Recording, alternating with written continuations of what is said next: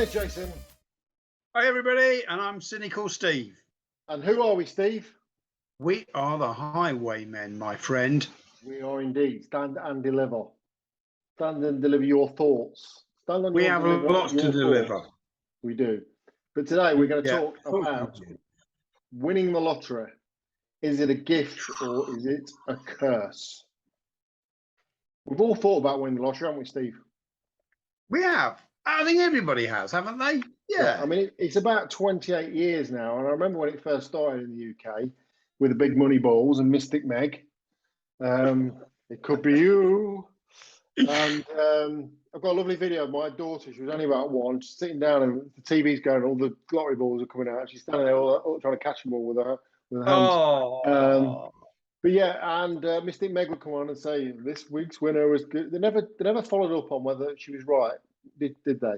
This week it's going to be a man who's a Taurus, and it was a lady named Ethel who was clearly a Leo. We never got the truth to find out how good Mystic Meg really was. But yeah, about 28 years ago, I think it was about 1994 it started, and we all thought in those early days that you really had a chance of winning. You really had a chance of winning, and you were winning like 5 or 6 million then, weren't you? You know what I mean? Yeah, but back then that was big money. Yeah, that was big money, and that was what you would win, and I think it would be a great thing to win, and I think it should be a gift. However, I know a lot of people have fell foul of winning the lottery. Yeah. I don't personally know anybody that's won the lottery big, but I mean, I see these, you watch these programs sometimes. Again, going back to what we were saying in the last video, why do we get some sort of pleasure of watching people who have sort of won the lottery and lost it all? You know, I personally get pleasure out of it, but you sort of take note of these kind of cautionary tales of people. There was that program, wasn't there? The Lotto Loud. Do you remember? Yeah. Was it the Gypsy Lad? Like one, he was more of a chav, to be fair, but yeah, he was born on a council estate. In fact, I think he lived on a council estate. Won big, went and bought his big house, turned the garden into a racetrack, bought a load of cars. Yes, yeah. About 19, weren't it? That's it. Yeah. And all his Burberry hats and bits and pieces, and promptly blew the lot. And back to square one. Yeah, I mean, they must offer you some sort of counselling or they do now. some sort of what's the word? Financial advice. Advice stuff. I mean, I know the fella that lived in Leicester that won. Do you remember him? Lee, somebody or other his name was. Well, he won 6 million, which was a lot back then. He was lived on a council estate, bought a bigger house on a nice housing development, and nice cars and stuff like that. And then it came out in the news that he'd been done for burglary when he and all that. So he had a bit of a criminal history, and so people kind of wanted him not to have it, if you like. Right. He went to prison for a while after he'd won. Then he came out and bought a bigger house and more cars and a helicopter and all this kind of stuff. I do remember this. Yeah, and then he got burgled, and everyone was kind of saying, do you think it serves you right and all this kind of stuff. I did Google him. It was quite a while ago now, but apparently he was living homeless in London. Didn't he buy John Blaw's old house? I don't know. He apparently blew the lot. I don't know how true it was, but yeah. So some people don't know how to handle, because again, going back then, you think you won 6 million, you think you can own the world, whereas you can't. I mean, 6 million. Okay, it's a lot of money, but it's not a lot of money in a lot of ways, is it? No. But now, I mean, the biggest lottery win I think we had was 194 million. I mean, that's too much in my opinion. Of course, it's too much. I think they should cap it at 10. Yeah, again, do you know what? Is it a curse? Is it a gift? And I really do think it's dependent on your outlook on life and what you want to do with the money. Well, I think if you firstly, if you're young, I mean, just imagine, right? Let's go back now. Imagine you're a young 21-year-old. Right? Oh, only 10 years then. Yeah, but think of yourself at 21.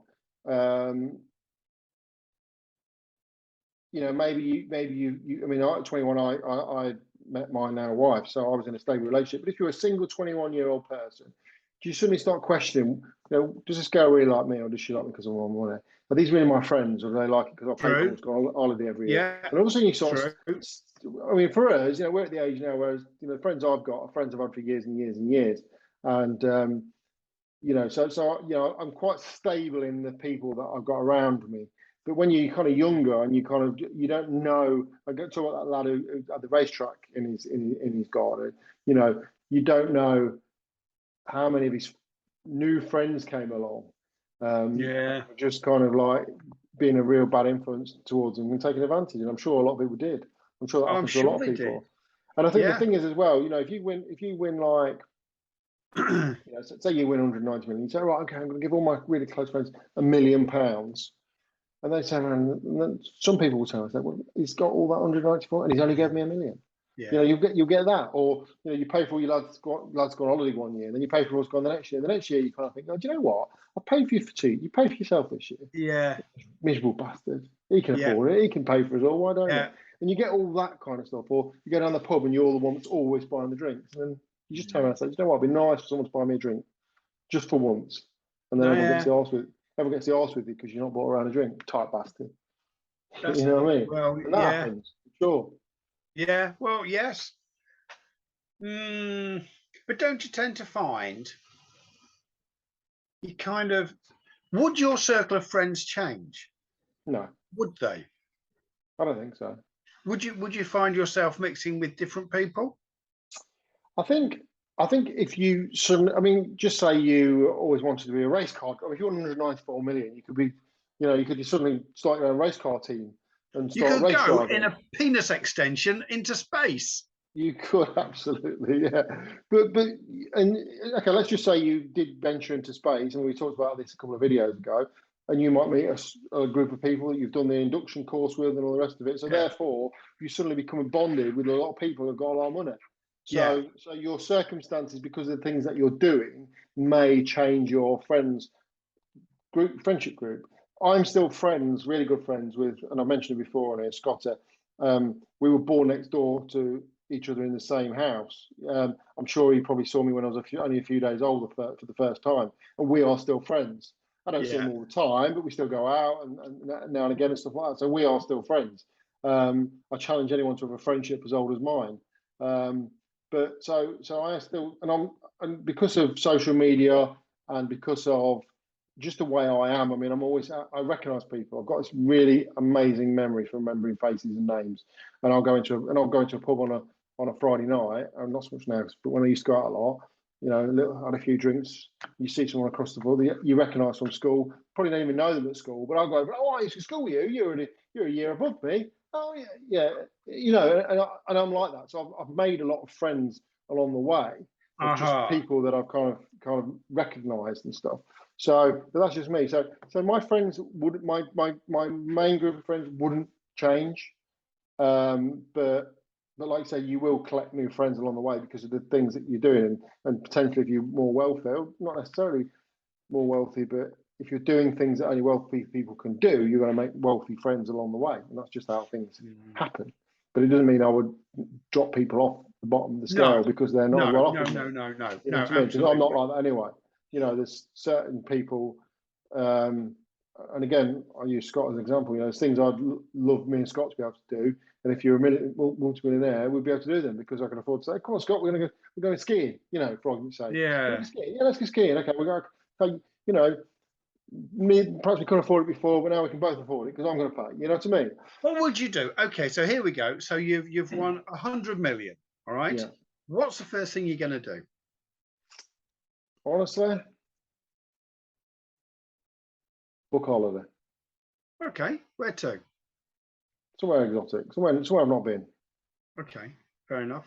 What? I like my holidays. 2 weeks. I like my holidays anyway. I like 6 my holidays. months. A couple of weeks. No, a couple of weeks. I don't like going away for more than 10 days, to be fair. So a couple of weeks. Probably the first thing I'll do. I like where I live. I like. I've got a nice car, though. I do have a thing for cars and motorbikes. So I could imagine there'll probably be a few of those in the stable going on. But generally speaking, honestly, I would like to give most of it away. Yeah. and I don't mean saying giving like, you know, 1 million to I don't know, Cancer UK, Cancer Research UK, because they've got lots of money. You know, they're fine. But you know, sometimes you see people. Here's a little story. My daughter the other day rang me up. There was a girl on Facebook. She put on Facebook on one of these spotted groups. Said, "Look, can anybody help me?" So I've got no food in the house. I've got no money. I'm not eating since Friday. This was like a Sunday afternoon. So my daughter literally got everything out of the cupboards that she could and took it around to this girl's Bless house. her. Now but that's someone who needs help. You know, someone who absolutely, and there's people out there that need help. And Facebook's a prime example. But you know, you read little stories of, I don't know, there was the animal shelter that got burnt down, and they needed money desperately and stuff like that. And you know, you hear about all these little. So I'd make it my job. I'd give it work. I'd make it my job to find out little causes that you could give a little bit of money to a lot of people and just change a lot of people's lives, rather than just give a big chunk of cash to this big, because a lot of charities these days are just businesses, and I don't believe in a lot of them. So I'd make it my job would be to be on social media, to be looking around. Like I said, homeless people. I mean, I got a friend who was homeless, and he says he'll make up bags, and he'll put things like toothpaste, toothbrush, deodorant, wet wipes in, and things like that, and he'll go around and give, because he said when I was homeless, these are the things that I really needed. And he said, you know, and you know, he does stuff like that. But you know, I think you can help a lot of people with a little bit of money, rather than going out and giving, like, just writing a check. I mean, that's, you know, anyone can do that. Just write a check. I'd like to try and help a lot of people. That's what I would try and do. You know, I'd make sure my family was looked after, but I wouldn't give them like massive amounts, because they've got the means to do that themselves. Yeah. There's nothing like, when you watch television sometimes, especially in these days with all these kind of reality television shows, when you see people on like Made in Chelsea who are the great grandchildren of some kind of, you know, the McVitie's empire or something like that, never worked a day in their life, haven't got a clue about money, live these big, you know, don't even know who these grandparents are who work their asses off to make all this money. So and they're just kind of swanning around, and you know, I haven't got grandchildren yet, but I probably won't know my great grandchildren. But I don't like the thought of people just being given lots of money just to kind of just so they can live a frivolous life. There's no value to it. You know, there's no value to it, no worth. No. So I would make sure my children were adequately you know, they would never have to worry about money, but I'd give most of it away. That's cool. What about you? Not dissimilar, to be fair. Probably have a couple of toys, you know, cars and stuff like that. Although I love what I've got now, but you know, to me, just to play around with stuff. But I honestly would. I would buy houses. Yeah.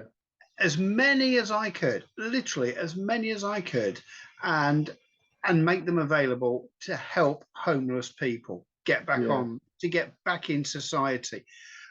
So somewhere for them to go and at their own place, you know, so you could probably have 3 or 4 people living in the same, but you've got to be careful not to make it a DOS house or something. No, with the homeless thing, I'd like to perhaps just have one house, and put a homeless person in the house, and then mentoring them into kind of getting a job, you know, sorting them out, and then moving them on so they can go out and get their own house. But that's exactly what I mean. And then move the next one in, and so it's a cycle. So it's like your job is kind of make, not just giving them a home, but actually putting them on the back on the path of being a productive member of society. That's exactly what I mean. But I would like to do it on a scale that I had houses in all of the major cities. And you could do it not just one person at a time, but you know, a couple of people, couple of 3 people at a time, running through the house. They've got an address somewhere they can call home. When they apply for jobs, they can apply for a bank. Just help them do these things. And you're absolutely right. It's not that's yours forever. It's a means to an end for them to be able to go and support themselves, rent or buy their own home from that point on, and then you get somebody else in there, and do you know what? I would get so much satisfaction from that. That would buy me more than any amount of stuff I could purchase with that money. Yeah, or like a trip to the moon or a trip into space. The other thing I thought about is have like a big double-decker bus and have it all fitted out so that people could go on. They could shower, they could wash their clothes. That's great. You know, so you literally can have a double-decker bus. You can have like maybe like 4 like little cubicles in there with like shower, washing machine, everything, and people could go in. So you could pull up somewhere. Homeless people could go in and they could have it for, I don't know, half an hour of washing, probably an hour of washing. So they could wash, do their hair, do everything, and then move on and move out, let somebody else in, just so they kind of got somewhere to go on. To kind of, you could have like a barber in there or something. You could have a couple of barbers, couldn't you, cutting hair and. Yeah, you could do all sorts of things like that. I think that would be kind of worthwhile, because the thing I've noticed more about homeless people, we'll go off subject a little bit, but there's so many people begging at traffic lights now, which you never saw in this country. Jay, it's right. You see it all the time now. You see it all the time. It's and the other thing is, never have any change, because I don't even use money anymore. Who does anymore? Exactly. I don't even take my wallet anymore. All I use is my phone to pay for everything. In fact, I went into a shop the other week. It was like a small local shop, and I went in and I just wanted a chocolate bar or something. I said, "Can I pay for that?" He went, "Minimum £4 on your card." Well, you know, I've not heard that in years. No. So I said, "Well, I can't buy it. I've not got no money." Well, literally, my wallet has got no money at all. No. So any homeless people now, token 10 or 20 quid tucked away. I always used to have 20 quid in. I've got not a penny in my wallet anymore. So that's actually vagrancy, isn't it? If you take it.